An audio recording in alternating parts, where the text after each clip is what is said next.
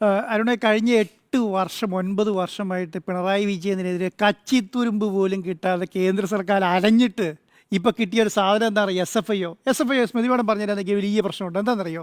എന്താണ് വീണ വിജയൻ കർണാടക ഹൈക്കോടതി പോയി പറഞ്ഞത്? SFIയുടെ അന്വേഷണം സമാന്തരമായി നടക്കുകയാണ്. ROCൻ്റെ അന്വേഷണം നടക്കുന്നു, അതിൻ്റെ കൂടെ സമാന്തരമായ അന്വേഷണം നടക്കുന്നു. അത് ഒന്നിച്ച് കൊണ്ടുപോകാൻ പറ്റില്ല എന്നുള്ളതാണ് വീണ വിജയൻ പറഞ്ഞത്. അപ്പം അവർ പറഞ്ഞത് എന്താണെന്നറിയോ? SFI പറഞ്ഞത് എന്താണെന്നറിയോ?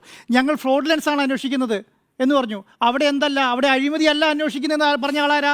SFI ആണ്. ഫ്രോഡ്ലെസ് അന്വേഷിക്കുന്നു പറഞ്ഞിട്ട് കോടതി പോയി. ഞങ്ങൾ ഫ്രോഡായ കേസുമായി ബന്ധപ്പെട്ട കാര്യങ്ങൾ, ഈ കമ്പനിയിൽ നടന്ന ഫ്രോഡ്ലെസ് കാര്യങ്ങളാണ് അന്വേഷിക്കുന്നതെന്ന് പറഞ്ഞിട്ടാണ് ഹൈക്കോടതി പറഞ്ഞത്. എന്ത് അതുവഴി അന്വേഷണമായി മുന്നോട്ട് പോകാൻ എന്നാണ് പറഞ്ഞത്. ഇപ്പം എന്താണ് നടന്നിരിക്കുന്നത്? ഇപ്പം നടന്നിരിക്കുന്നത് ഇൻട്രീസെറ്റി ബോർഡിൻ്റെ മുന്നിൽ വന്നിട്ടുള്ള 1.82 കോടി രൂപയും 90 ലക്ഷം രൂപ ഇദ്ദേഹം ഇവർ വായ്പയായി മേടിച്ച പണവും കൂടെ കൂട്ടി 2.72 കോടി രൂപ അനധികൃതമായി ഈ പറഞ്ഞ സംവിധാനത്തിൽ കൂടെ ഫ്രോഡായിട്ട് ഉണ്ടാക്കി എന്ന് പറഞ്ഞ ഇതുകൊണ്ട് കൊടുത്തിരിക്കുകയാണ് അവിടെ കമ്പനിയിൽ. ഇതിലെവിടെയാണ് സർക്കാർ നഷ്ടം പറ്റിയത്? ഇത് ഏത് ഭാഗത്താണ് ഈ സർക്കാർ നഷ്ടപ്പെട്ടത്? ഒരു സ്ഥലത്തും സർക്കാരിന് നഷ്ടം പറ്റിയിട്ടില്ല എന്നുള്ളതാണ്. എങ്ങനെയാണ് 2 കമ്പനികൾ തമ്മിലുള്ള ഇടപാട്, ഏത് CMRL-ഉം ഈ പറഞ്ഞ എക്സാലോജിക്കും തമ്മിലുള്ള ഇടപാട്, ആ ഇടപാടിൽ എന്തോ സംവിധാനത്തിലായിക്കോട്ടെ, ഏത് കാര്യത്തിലായിക്കോട്ടെ, എങ്ങനെയാണെങ്കിലും അവർക്ക് പണം കൊടുത്ത് ലീഗലായിട്ടല്ലേ? ഈ 2 കമ്പനികൾ തമ്മിലുള്ള ഇടപാടിന് എന്തിനാണ് SFI വരുന്നത്? SFI വരുന്നതിനകത്ത് ഏറ്റവും വലിയ പ്രധാനപ്പെട്ട കാര്യം എന്താണ്? ഏതെങ്കിലും ഒരു കമ്പനിയുടെ ഡയറക്ടർ, ഈ ഷോൺ ജോർജ് പറഞ്ഞതിനകത്ത് ഏറ്റവും വലിയ പ്രശ്നമുണ്ട്. ഷെയർ ഹോൾഡർ ആണെന്ന് മാത്രമേ പറയുന്നുള്ളൂ. 3% ഷെയറുള്ള ഷെയർ ഹോൾഡറാണെന്ന് പറഞ്ഞിരിക്കുന്നത്. ഷെയർ ഹോൾഡർക്ക് SFI അന്വേഷണം നടത്താൻ പറ്റില്ല. എങ്ങനെ SFI അന്വേഷണം? അങ്ങനെ ഷെയർ ഹോൾഡർക്ക് പരാതി കൊടുക്കാൻ സെബിക്കേ പറ്റുള്ളൂ. സെബിക്ക് കൊണ്ട് പരാതി കൊടുക്കാം. സെബിക്ക് അതിന് അന്വേഷണം നടക്കാൻ പറ്റുള്ളൂ. SFIക്ക് അന്വേഷണം നടത്താൻ പറ്റില്ല. SFI എന്താണ് തന്നെ? നിങ്ങൾ എക്സാലോജിക്കിലുള്ള ഡയറക്ടർമാരോ അതുപോലെ തന്നെ പിന്നെ CMRL-ലുള്ള ഡയറക്ടർമാരോ ആരെങ്കിലും ഒരാൾ പരാതി കൊടുക്കണം. ആ പരാതിൻ്റെ മേലെ ഈ പറയുന്ന ഫ്രോഡ് പിന്നെ SFIക്ക് അന്വേഷിക്കാൻ പറ്റുന്നുള്ളൂ. അതെന്താണ് അനുമതി? അത് കമ്പനികാര്യ മന്ത്രാലയം അനുമതി കൊടുക്കണം. കമ്പനികാര്യ മന്ത്രാലയം ഈ പറഞ്ഞ ഇന്ന ആൾക്കാർ, ഈ കമ്പനിയിലെ 2 ഡയറക്ടർമാർക്ക് എതിരെ ഒരു പരാതിയുണ്ട്. അവർ ഈ കമ്പനിയിൽ, നമ്മളൊരു 4 ഡയറക്ടർമാരുണ്ടെന്ന് വെച്ചോളൂ, ഞാൻ ഒരാൾ ഈ കമ്പനിയെ പറ്റിച്ചു, ഫ്രോഡ് തരം കാണിച്ചു, അങ്ങനെ ഫ്രോഡ് തരം കാണിച്ചിട്ടുണ്ടെങ്കിൽ അതിനെതിരെ നടപടികൾ സ്വീകരിക്കാനുള്ള കമ്പനിയാണ് SFI. അല്ലാതെ ഇവർക്ക് പറയുന്ന പോലെ ED-നെയും ഇൻകം ടാക്സിനെയും GST-നെയും വിട്ട് കൈകാര്യം ചെയ്യുന്ന പോലെ കൈകാര്യം ചെയ്യാൻ പറ്റിയ സംവിധാനമല്ല SFI. അതുകൊണ്ടാണ് SFIക്ക് ആൾക്കാരെ അറസ്റ്റ് ചെയ്യാൻ പറ്റാത്തത്. അവിടെ ശക്തമായ രീതിയിൽ നിയമ പോരാട്ടം മാത്രം നടക്കേണ്ട സ്ഥലമാണ്. അത് മാത്രമാണോ ഈ പറഞ്ഞ എൻട്രി സെറ്റിൽമെൻറ്റ് ബോർഡിൻ്റെ മുന്നിൽ വരുന്ന റിപ്പോർട്ടുണ്ടല്ലോ, ആ റിപ്പോർട്ടിൻ്റെ അധികാരം എന്താണ്? ആ അധികാരം അതോടുകൂടി കഴിഞ്ഞു. ഒരു എൻട്രി സെറ്റിൽമെൻറ്റ് മുന്നിൽ ബോർഡിൽ നിന്ന് വരുന്നത് ഒരു റെയ്ഡ് നടത്തുന്നതിൻ്റെ ഭാഗമായി അവർക്ക് വരുന്ന എന്താണ് അസസ്മെന്റ് നടക്കും. അസസ്മെന്റ് നടത്തി ഇൻകം ടാക്സ് ഡിപ്പാർട്ട്മെന്റ് പറയും 185 കോടി രൂപയുടെ ടാക്സ് നിങ്ങൾ അടയ്ക്കണമെന്ന് ആരോട് പറയും? CMRL-നോട് പറയും. അപ്പോൾ CMRL പറയും ഇതൊന്ന് സെറ്റിൽമെന്റ് ആക്കി ഞങ്ങൾക്ക് ഈ കേസ് തീർത്ത് തരണം എന്ന് പറയും. എന്ന് പറഞ്ഞാൽ നമ്മൾ സാധാരണ നാട്ടിൽ പറയും ഒറ്റത്തവണ തീർപ്പാക്കൽ പദ്ധതി ഉണ്ടല്ലോ, നിങ്ങൾക്ക് വർഷങ്ങളായി അടയ്ക്കാനുള്ള ടാക്സുകളുണ്ട്, ഈ ടാക്സുകളെല്ലാം എനിക്ക് ഒറ്റത്തവണയായിട്ട് തീർപ്പാക്കി തരണം എന്ന് പറയും. അതുപോലെയുള്ള കേന്ദ്ര സർക്കാരിൻ്റെ കയ്യിലുള്ള ഇൻകം ടാക്സിൻ്റെ കീഴിലുള്ള ഒരു വിഭാഗമാണ് ഈ പറയുന്ന ഇൻട്രി സെറ്റിൽമെന്റ് ബോർഡ്. അപ്പോൾ അവിടെ ചെന്നിട്ട് പറയുകയാണ് ഞങ്ങൾക്ക് ഈ വർഷത്തെ അസസ്മെന്റ് ചെയ്തതിൽ ഇത്രയധികം കേസ്, നിങ്ങളിത് ഈ എമൗണ്ട് എല്ലാം കൂടി കൂട്ടിയിട്ട് ഒരു സിംഗിൾ എമൗണ്ടിൽ ഞങ്ങൾ സെറ്റിൽമെൻറ്റ് തരണം എന്ന് പറയും. അതാണ് ഇൻട്രി സെറ്റിൽമെൻറ്റ് ബോർഡ്. ആ ബോർഡിന് മുന്നിൽ അവിടെ കണക്കുകളോ ചോദ്യങ്ങളൊന്നുമില്ല. അവിടെ നിങ്ങളുടെ വിഭാഗത്തെയും മറ്റ് ആൾക്കാരെയും വിളിച്ചിരുത്തിയിട്ട് ഇൻകം ടാക്സിൻ്റെ വിഭാഗം കൂടി ഇരുന്ന് ചർച്ച ചെയ്ത് ഒരു എമൗണ്ട് ഫിക്സ് ചെയ്യും. ആ എമൗണ്ട് ചെയ്തുകൊണ്ട് ആ കേസ് തീർന്നു. അതുകൊണ്ടാണ് അത് അപ്പീലിന് പോകാൻ പറ്റാത്തത്. ആ ശൈലിയിലുള്ള ഒരു കേസിൻ്റെ പറഞ്ഞ ഒരു ഭാഗം എടുത്തിട്ട് SFI അന്വേഷണം പോയി. SFI അന്വേഷണം പോയി ഏറ്റവും വലിയ തെറ്റെന്താണ്? SFI അതിലൊരു ഡയറക്ടർക്ക് പരാതിയില്ല, അതിലൊക്കെ ജനങ്ങൾക്ക് പരാതിയില്ല, ആർക്കും പരാതിയില്ല. ഈ CMRL എന്ന് പറയുന്നത് ലിമിറ്റഡ് കമ്പനിയാണ്. ലിമിറ്റഡ് കമ്പനിയുടെ ഷെയർ ഹോൾഡറിന് പരാതിയുണ്ട്. ആ ഷെയർ ഹോൾഡർ പോകാൻ പറ്റിയ സ്ഥലം സെബിയാണ്. സെബിയുടെ കീഴിൽ അന്വേഷണത്തിന് പോകാം, അവിടെ പരാതി കൊടുക്കാം. അതിനപ്പുറത്തേക്ക് ഒന്നും ചെയ്യാൻ പറ്റില്ല. അത് മാത്രമല്ല ഇപ്പോൾ ചെയ്തിരിക്കുന്നത് ഹൈക്കോടതി ഒറ്റ കാര്യമാണ് പറഞ്ഞത്. കർണാടക ഹൈക്കോടതി സ്റ്റേ കൊടുത്തില്ല എന്ന്. കർണാടക ഹൈക്കോടതി സ്റ്റേ കൊടുക്കാത്ത ഏക കാരണം എന്ന് പറയുന്നത് എന്താണ്? ഈ പറഞ്ഞതുപോലെ ഫ്രോഡ് കേസ് അതിൻ്റെ അകത്ത് ഉണ്ടെന്ന് SFI പറഞ്ഞുകൊണ്ടാണ്. അതുകൊണ്ട് മാത്രമാണ് കണ്ടിന്യൂ ചെയ്യാൻ പറഞ്ഞത്. തിരുത്തി കൊടുക്കാൻ തയ്യാറുണ്ടോ? ഇപ്പം പറയുന്ന SFIക്ക് തിരുത്തി കൊടുത്ത് ഞങ്ങൾ അന്വേഷിക്കുന്നത് അഴിമതിയാണ്, അഴിമതി കാര്യങ്ങളാണ് അന്വേഷിക്കണമെന്ന് പറയാനുള്ള തൻ്റെ ഇടം SFIക്കുണ്ടോ? അങ്ങനെ ഉണ്ടെങ്കിലുണ്ടല്ലോ ഈ കേസ് നിലനിൽക്കില്ല. അതുമായി ബന്ധപ്പെട്ട് ഇനി അഴിമതി നടന്നു എന്ന് പറഞ്ഞു പോയ ഏക വ്യക്തി എന്ന് പറയുന്നത് മാത്തിക്കോഴ നടന്ന ആർക്കെതിരെ? പിണറായി വിജയൻ മുഖ്യമന്ത്രിയുടെ മകൾക്കെതിരെ അഴിമതി നടന്നു എന്ന് പറഞ്ഞു പോയ ഏക ആള് ആരാണ്? മാത്തിക്കോഴ നടന. അവിടെ ചെന്നപ്പോൾ എന്താണ് ഹൈക്കോടതി എന്താ പറഞ്ഞത്? ഹൈക്കോടതി പറഞ്ഞു ഇതിന് മേലെ അങ്ങനെ ഒരു കേസേ ഇല്ല, അങ്ങനെ ഒരു സംവിധാനമില്ല, മുഖ്യമന്ത്രി അഴിമതി നടത്തിയില്ല, അഴിമതി നടത്തി തെളിവില്ല, അങ്ങനെ ഒരു രേഖകൾ പോലും ഹൈക്കോടതിയുടെ മുന്നിൽ ഹാജരാക്കിയില്ല എന്ന് പറഞ്ഞാൽ ആ സാധനം എടുത്ത് വെള്ളി കളഞ്ഞില്ലേ? ഇനി അടുത്ത കാര്യം, ഈ CMRL-നെ കുറിച്ച് പറയുന്നുണ്ടല്ലോ, ഇത് കരിമണൽ കടത്തുന്ന കമ്പനി അല്ലാന്ന്. കഴിഞ്ഞ 2004 10ക്ക് 10 ദിവസമാണ് ഉമ്മൻചാണ്ടി സർക്കാരിൻ്റെ കാലത്ത് 10ക്ക് 10 ദിവസം മാത്രമേ കരിമണൽ ഖനനം നടത്തിയിട്ടുള്ളൂ. അതിനുശേഷം മുഴുവൻ നടത്തിയത് എങ്ങനെയാണെന്നറിയോ? ഇലുമിനേറ്റ് വാങ്ങിയാണ്. ഇലുമിനേറ്റ് ആരാ കൊടുക്കുന്നത് അറിയോ? IREL ആണ്. IREL എന്ന് പറഞ്ഞ കേന്ദ്ര സർക്കാരിൻ്റെ കമ്പനിയാണ്. അവിടെ സംസ്ഥാന സർക്കാരിന് എന്താ റോള്? IREL എന്ന് പറഞ്ഞ കേന്ദ്ര സർക്കാരിൻ്റെ കയ്യിൽ നിന്നും ഇലുമിനേറ്റ് വാങ്ങുന്ന CMRLന് എന്തിനാ പിണറായി വിജയന് കൈക്കൂലി കൊടുക്കേണ്ടത്? സാമാന്യ ബോധം ചിന്തിച്ചാൽ പോരെ? അങ്ങനെ കൊടുക്കേണ്ട കാര്യമുണ്ടോ?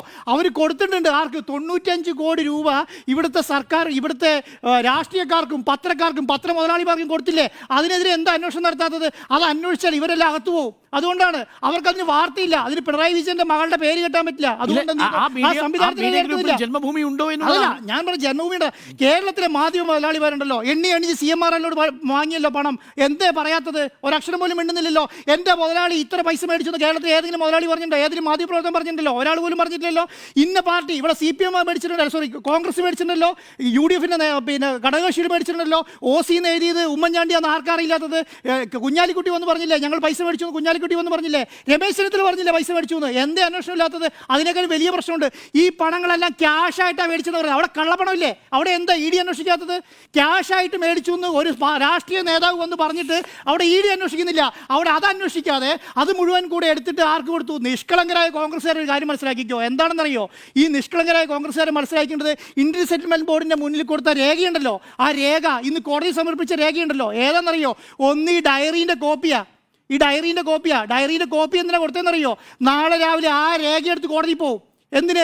SFIO അന്വേഷണം നടത്തി കണ്ടെത്തിയ രേഖ ഇതാ കോടതിയുടെ മുമ്പിൽ കൊടുത്തിരിക്കുന്നു. അതിനകത്ത് 95 കോടി രൂപ ആരുടെ പൈസയാ? കള്ളപ്പണം വെളുപ്പിച്ചിട്ടുണ്ട്. കള്ളപ്പണം ആര് മേടിച്ചു? ഇവിടുത്തെ രാഷ്ട്രീയക്കാർ മേടിച്ചു. അത് എത്തി നിൽക്കാൻ പോകുന്നത് എവിടെയാണെന്നറിയോ? OCയിലും RCയിലും PVയിലൊക്കെ ആയിരിക്കും. അത് എത്താൻ പോകുന്നത് കോൺഗ്രസ്സുകാരുടെ തലയിലായിരിക്കും. അത് മനസ്സിലാക്കിക്കോ.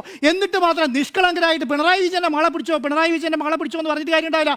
നാളെ പിണറായി വിജയൻ്റെ മകളെയും പിടിക്കും, പിണറായി വിജയനെയും പിടിക്കും. അതോടുകൂടി അവരുടെ പരിപാടി കഴിഞ്ഞു. അത് കഴിഞ്ഞാൽ വരാൻ പോകുന്നത് OCയിലേക്കും RC കുഞ്ഞാലിക്കുട്ടിയിലേക്കൊക്കെ ആയിരിക്കും. അപ്പം എന്താ പറയുക? അപ്പം നിങ്ങളുടെ കൂടെ ഇടതുപക്ഷം ഉണ്ടാവില്ല, പിണറായി വിജയൻ ഉണ്ടാവില്ല, ഈ പറഞ്ഞ കുഞ്ഞാലിക്കുട്ടി ഉണ്ടാവില്ല, രമേശ് ചെന്നിത്തല ഉണ്ടാവില്ല. ആ അവസ്ഥയിലേക്കാണ് പോകുന്നത്. ഇനി വേറൊരു കാര്യം പറയാം. CMRLനെ ഒഴിവാക്കിയിട്ട് ഒളിപ്പിച്ചിട്ട് ഈ പറയുന്ന കേന്ദ്രം ചെയ്യാൻ പോകുന്ന കാര്യം എന്താണെന്നറിയോ? പുതിയ ഖനനത്തിന് അനുമതി കൊടുത്തേക്കുക. എന്താണ് പുതിയ ഖനനം? കേരളത്തിൻ്റെ പിന്നെ തീരദേശ മേഖലത്ത് മുഴുവൻ ആഴക്കടൽ ഖനനം നടത്താൻ പോവുകയാണ്. ഇന്ന് എന്താ പറഞ്ഞത്? ഈ പറഞ്ഞ സ്ഥലത്ത് ഖനനം നടത്താൻ പാടില്ല എന്ന് പറഞ്ഞ ആൾക്കാർ എന്താ പറഞ്ഞിരിക്കുന്നത് അറിയോ? ഇവിടെ ഖനനം നടത്താൻ പാടില്ല. ആദ്യത്തെ ബ്ലോക്ക് എവിടെയാണെന്നറിയോ? 100.33 ദശലക്ഷം ടൺ കരിമണല എടുക്കാൻ പോകുന്നത്. എവിടുന്ന്? കടലിൽ നിന്ന്. അതിനേക്കാളും കൂടുതൽ എന്താ? ധാതു ലവണങ്ങൾ എടുക്കാൻ പോകുന്നത്. ആരെടുക്കാൻ പോകുന്നത്? കേന്ദ്ര ഏജൻസികൾ, കേന്ദ്ര കമ്പനികൾ പ്രൈവറ്റായിട്ട് കൊടുത്തേക്കുക. അങ്ങനെ കേരളത്തിൻ്റെ തീരത്ത് നിന്നും കരിമണൽ എടുക്കണ്ട എന്ന് തീരുമാനിക്കുന്ന കമ്പനിയാണെങ്കിൽ, സർക്കാരാണെങ്കിൽ എന്തിനാ പ്രൈവറ്റ് കമ്പനിക്ക് കൊടുത്തിരിക്കുന്നത്? അവരെ ആവശ്യം എന്താണ്? അവിടുത്തെ CMRLനെ ഓടിക്കുക എന്നുള്ളതല്ല. രണ്ട് കാര്യങ്ങളാണ്. ഒന്ന്, കേരളത്തിലെ രാഷ്ട്രീയ പ്രസ്ഥാനങ്ങൾക്ക് പണം കിട്ടുന്ന എല്ലാ സംവിധാനങ്ങളും ഒഴിവാക്കുക. 95 കോടി രൂപ, ഒന്നും രണ്ടും പൈസയല്ല, 95 കോടി രൂപയാണ് ഇവിടുത്തെ രാഷ്ട്രീയ പ്രസ്ഥാനങ്ങൾക്ക് കൊടുത്തിരിക്കുന്നത്. ആര്? CMRL. അത് ചെറിയ പൈസയാണ് നിങ്ങൾ കാണുന്നുണ്ടോ? ആ പൈസ മുഴുവൻ തടയുക. ആരാണോ ഇവിടുത്തെ രാഷ്ട്രീയ പ്രസ്ഥാനങ്ങൾക്ക് ഫണ്ട് ചെയ്യുന്നത് അവരെ മുഴുവൻ പിടിക്കും. ഒരു ഡൗട്ടും വേണ്ട. നിങ്ങൾ ഉദ്ദേശിക്കുന്നത് പോലെ അല്ല ഇപ്പോഴത്തെ രാഷ്ട്രീയം. നിങ്ങൾ ഉദ്ദേശിക്കുന്ന പോലെ അല്ല ഇപ്പോഴത്തെ കാര്യങ്ങൾ മുന്നോട്ട് പോകുന്നത്. ഇപ്പം നിങ്ങൾ ഉദ്ദേശിക്കുന്ന പോലെ അല്ല അന്വേഷണം നടക്കുന്നത്. ഏത് ഏജൻസി ഏത് രാഷ്ട്രീയക്കാരനെയാണോ ഏത് പിന്നെ മുതലാളിമാരെയാണോ പിടിക്കുന്നത് അതിൻ്റെയൊക്കെ മുന്നിൽ ഒരു അജണ്ടയുണ്ട്. എന്താ അജണ്ട? കേരളത്തിലെ രാഷ്ട്രീയം പിടിക്കുക എന്നുള്ള അജണ്ട, കേരളത്തിലെ ഭരണം കൊണ്ടുവരിക എന്ന് പറയുന്ന അജണ്ട. ആ ശൈലിയിലേക്ക് ഈ പറയുന്ന സംവിധാനം പോവുക. അത് നിങ്ങൾ മനസ്സിലാക്കിക്കോ. അതിനപ്പുറം ഇത് പിണറായി വിജയനിൽ ഒതുങ്ങും, പിണറായി വിജയൻ്റെ മകനിൽ ഒതുങ്ങുന്നൊന്നും ആരും വിചാരിക്കേണ്ട. വേറൊരു കാര്യം എന്താ? മുനമ്പത്തിൽ ഇപ്പം എന്താ നടക്കുന്നത്? മുനമ്പത്തിൽ നടക്കുന്നത് എന്താ? മുനമ്പത്ത് നമ്മൾ പറഞ്ഞ ക്രിസ്ത്യാനികൾക്ക് വേണ്ടി വീട് വെച്ച് കൊടുക്കുന്ന സ്ഥലത്ത് പോയിട്ട് 50 പേര് BJP ചേർത്തില്ലേ? ആത്മാർത്ഥയുണ്ടെങ്കിൽ ഇന്നെങ്കിലും അത് ചെയ്യായിരുന്നൂടായിരുന്നോ? ഇന്ന് അതിൻ്റെ ചൂട് മാറുന്നതിന് മുന്നേ വന്ന് മാലയിട്ട് സ്വീകരിച്ചില്ലേ? എന്തേ മനസ്സിലാക്കാതെ പോയത്? ശൈലി കോൺഗ്രസ്സുകാർ മനസ്സിലാക്കിക്കോ, ശൈലി CPM മനസ്സിലാക്കിക്കോ. ആണത്തോടു കൂടി ഇന്ന് ഇറങ്ങി സംസാരിക്കാൻ അവർക്ക് പറ്റിയില്ലെങ്കിലുണ്ടല്ലോ, ഈ പെണ്ണും ചാരും മണ്ണും ചാരിയൊന്നും പെണ്ണും കൊണ്ടുപോയി കേട്ടിട്ടുണ്ടല്ലോ, അതുപോലെ കാണേണ്ടി വരും. അതിനപ്പുറം ഒന്നും ഉണ്ടാകാൻ പോകുന്നില്ല. ഈ താങ്കൾ പറഞ്ഞതിൻ്റെ കൂട്ടത്തിൽ 9ാമത്തെ പേജ് ഇന്ത്യൻ സെറ്റിൽമെന്റ് ബോർഡിന്റെ 9ാമത്തെ പേജിലാണ് ഈ പറയുന്ന കാര്യങ്ങൾ ഡീറ്റെയിൽ ആയിട്ട് വിശദീകരിക്കുന്നത്. ഏതൊക്കെ രാഷ്ട്രീയ നേതാക്കൾ പണം കൈപ്പറ്റി എന്നുള്ളതിനെ കുറിച്ച് നമ്മുടെ കയ്യിലുണ്ടല്ലോ. കുഞ്ഞാലിക്കുട്ടി, എ ഗോവിന്ദൻ, ഉമ്മൻചാണ്ടി, പിണറായി വിജയൻ, ഇബ്രാഹിം കുഞ്ഞ്, രമേശ് ചെന്നിത്തല, എല്ലാം കൂടുതലും കോൺഗ്രസിലെ നേതാക്കളും ലീഗിലെ നേതാക്കളുമാണ്. ഇവരെങ്ങനെയാ എന്തിനു വേണ്ടിയാ പണം കൊടുത്തത് എന്ന് വിശദീകരിക്കുന്നുണ്ട് 10ാമത്തെ പേജിൽ. ആ ഒരു ഭാഗം മാത്രം വായിച്ച് അവസാനിപ്പിക്കാം. എന്തിനാ? These payments were being made for functionaries, members of various political parties, media houses, police, for smooth functioning of our business, especially way of function obtaining ilmenite which is mined by PSUs as our raw material. അപ്പം ഈ PSUവിൽ നിന്ന് ഏത് IREL അടക്കമുള്ള PSUവിൽ നിന്ന് കിട്ടേണ്ട ilmenite കിട്ടുന്നതിനും ഇത് നടത്തിക്കൊണ്ടു പോകുന്നതിനുമായിട്ടാണ് പണം കൈപ്പറ്റിയിരിക്കുന്നത്.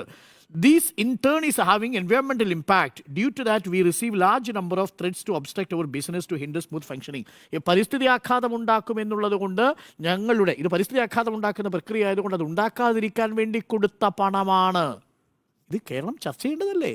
കേരളം ഈ വിഷയത്തിൽ കേസെടുക്കേണ്ടതല്ലേ? ഇതൊരു 1.72 കോടിയുടെ കഥയാണോ? ഇനിയുമുണ്ട്. In order to overcome these threats and to obtain cooperation, we make number of payments to members, functions of various political parties, state police, media houses.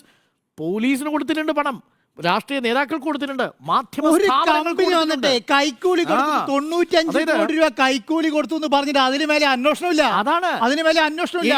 ഇത് രേഖകളടക്കം 1.72 കോടി പിണറായി വിജയന്റെ മകളുടെ അക്കൗണ്ടിലേക്ക് വന്നു പറഞ്ഞിട്ടാണ്. അത് ഒരു ദിവസം വന്നില്ലല്ലോ. ഓരോ മാസം 5 ലക്ഷം രൂപ വെച്ചിട്ട് മാത്രമേ വന്നിട്ടുള്ളൂ. അതിന്